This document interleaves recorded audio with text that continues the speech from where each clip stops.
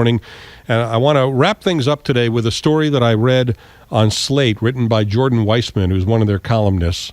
The headline on the story, and here's what caught my eye: Russia is bailing out a bank, and Bruce Willis is tangentially involved. So we got in touch with Jordan, and I said, Jordan, come on the show and explain that, if you would. Welcome to the Big 550. Hi, thanks for having me on. We know that Russia is having a big economic crisis, and of course the drop in oil prices worldwide is really hurting them because they are such a gigantic exporter of oil. But I didn't know that they were having a banking crisis too. Yeah, well, that's actually a big part of why Russia is in so much trouble. Their problems are all sort of interconnected. I feel like I should explain the Bruce Willis part, though, first, just because your listeners are probably wondering. Yeah. So what's going on is there's a kind of a mid-sized bank in Russia called Trust Bank, and it has the economy kind of in shambles. They have a bunch of bad loans that it seems to have been going bust. And so essentially the central bank organized a roughly $531 million bailout of Trust Bank.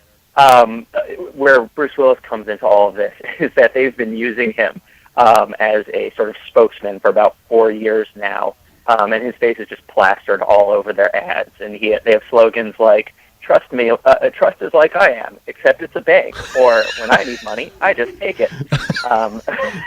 When I need money, I just take it. That's a slogan for a bank. That's one of their slogans. I think it's got to be so like kind of the John McClane thing, kind of a diehard. Because you want to, you're going to trust a bank that Bruce Willis can just take money out of anytime he wants.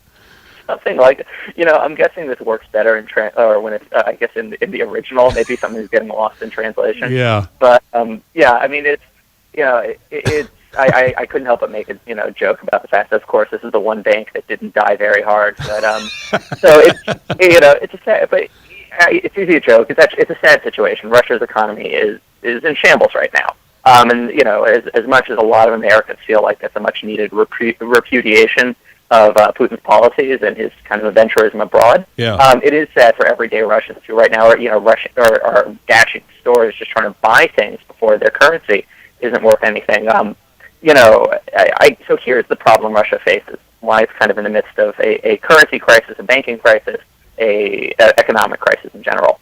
Russia could probably survive low oil prices. Or it could survive economic sanctions, but it can't survive both at the same time. And here's why that's the case. They have a lot of external debt. They have billions and billions, but the government and the private industry, the banks, the energy companies, have lots of debt that they borrowed from abroad. It's in dollars, it's in francs, it's in euros, it's in whatever. Because of that, because their currency is falling, which is what happens when your exports decline and when oil price declines, their exports decline. So because their currency is falling, those debts are all getting more expensive, right? Yep. Ordinarily, if they could just borrow more money from abroad and to roll over those debts to pay off their old debts, they'd be fine. Because of the sanctions, they can't do that. So essentially, you have oil killing their economy, and you have the sanctions killing their ability to borrow. And so that's what's creating this banking crisis as well. And so you've already had one big bailout now.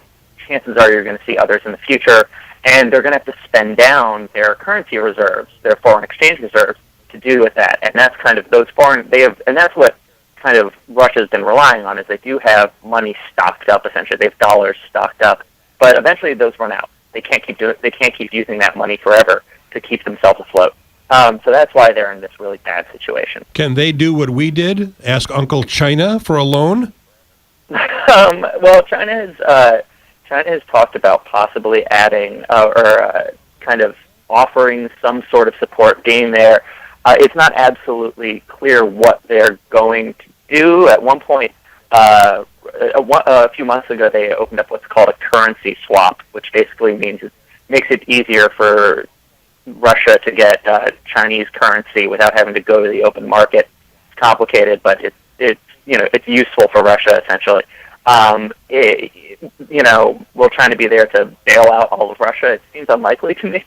That's sort of a big task. But I do think China is using this opportunity to kind of increase its influence over Russia, if nothing else. How do you say too big to fail in Russian? You know, I should have looked that up before this. That would have been smart. I don't know, but you know, if you're suggesting is the Russian economy too big to fail, I don't. It seems, you know, that it doesn't seem so right now. It seems, you know, if it really were, there'd be probably more talk of some sort of international bailout. But no one seems to be worried about that right now. I just typed "too big to fail" into the Google Translator, and it gave me the results in Cyrillic. So I don't know what it says, but it looks like it says "Go ask Bruce Willis." I'm not sure. I'm, you know, right now I hope. Yeah, well, obviously in that case, you know, his. Well, anyway, yeah, Bruce I'm sure is hoping for the best, given whatever he's making from this bank. I hope they didn't pay him and put it in a deposit in their own bank. Yeah, well, I'm sure he's got a better money manager than that at this point in his career. You know what? We've got a plot for Expendables 4. Bruce does go and get his own money out of the bank. Didn't they Oh, no, they had Die Hard in Russia already. That's right. That was the last one. Yeah. That was, he, like, meets his son or something. Yeah, which by the way, I thought that Putin didn't like that one and that the Russians were upset about that one. So I'm surprised. Yeah, I'm surprised that he's a valued spokesperson in Russia. Hey, he's still an action hero. I mean, you know, he's. It seems to, you know, they've always liked the idea they had an action hero president. I can kind of see how it would translate, but yeah. So that's kind of that's what's going on in Russia right now. Kind of the long and the short of it, I think. All right, Jordan, I appreciate you joining me. Thanks very much. All right, thanks for having me. That's Jordan Weissman, who's a columnist for Slate.com here on the Big 550.